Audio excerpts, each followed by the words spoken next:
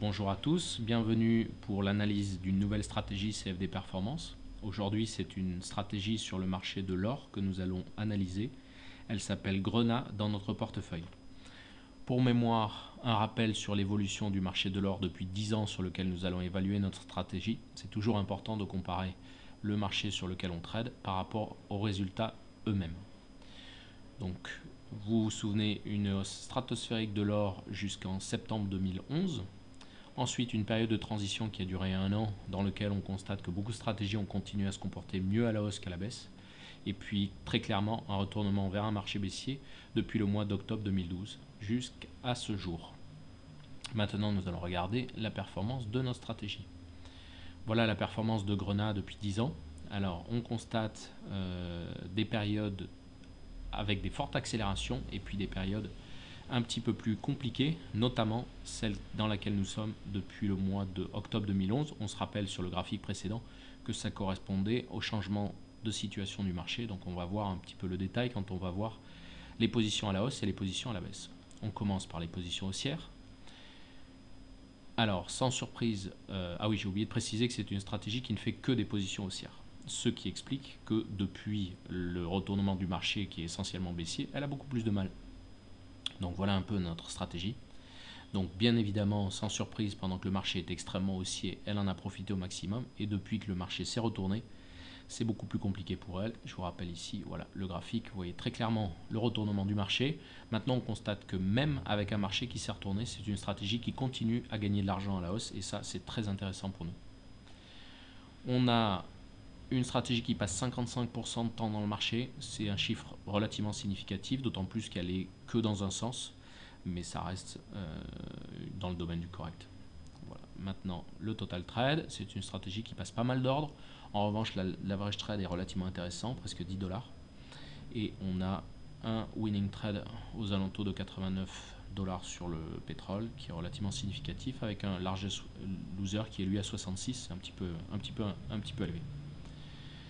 Voilà pour les points forts de cette stratégie. Maintenant, je voudrais profiter de cette stratégie pour vous montrer quelque chose d'assez important. C'est-à-dire que beaucoup de nos clients voient les courbes sur 10 ans et oublient que ça zoome vers l'extérieur les défauts de certaines stratégies. Et une fois qu'ils vivent le trading sur leur compte, ils ne le vivent pas très bien, parce qu'il y a des secousses assez fortes, surtout sur des produits comme l'or qui évoluent très vite, dans un sens comme dans l'autre. Donc là, c'est une stratégie qui a un peu plus de mal depuis 2 ans, puisque bien évidemment le marché est baissier et c'est une stratégie qui travaille uniquement à la hausse. Et donc on va zoomer sur cette période pour voir un petit peu ce qu'il en est sur un deuxième graphique. Donc là, on a uniquement les 8 derniers mois, ce qui permet de se rendre compte un petit peu des variations qui vont avoir lieu sur votre compte.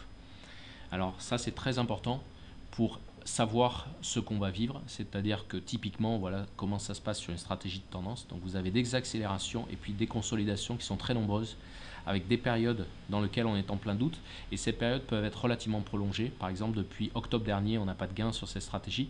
Pour autant, comme vous avez pu le constater sur 10 ans, c'est une stratégie sur laquelle on n'a pas beaucoup de doutes.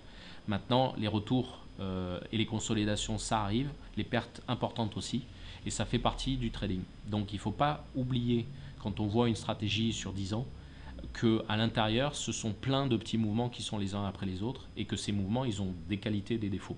Les défauts, c'est forcément quand on va commencer à perdre de l'argent, ou quand on va activer des stops, et quand on va cumuler les pertes les unes après les autres, ou quand on va traverser des périodes de doute, un peu comme ici, ça dure plusieurs mois, avec parfois des pertes très importantes, ou des périodes complètement à plat sur lesquelles il ne va rien se passer.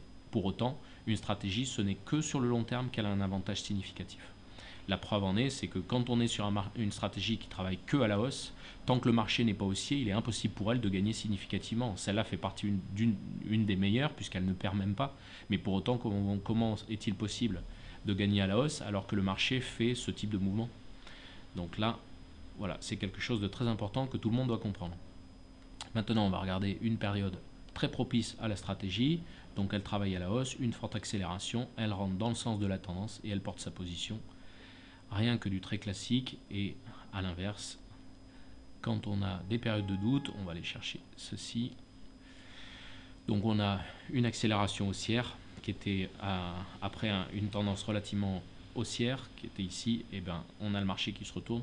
Comme elle sort au bout d'un certain temps, que les stops ne sont pas très serrés, ça fait une perte relativement conséquente et à nouveau ça se reproduit ici. Pour autant après elle va reprendre la logique.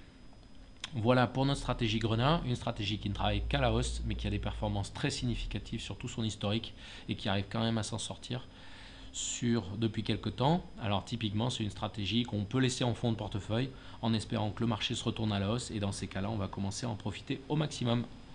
Voilà, merci d'avoir suivi l'analyse de cette stratégie avec moi et à bientôt pour une nouvelle.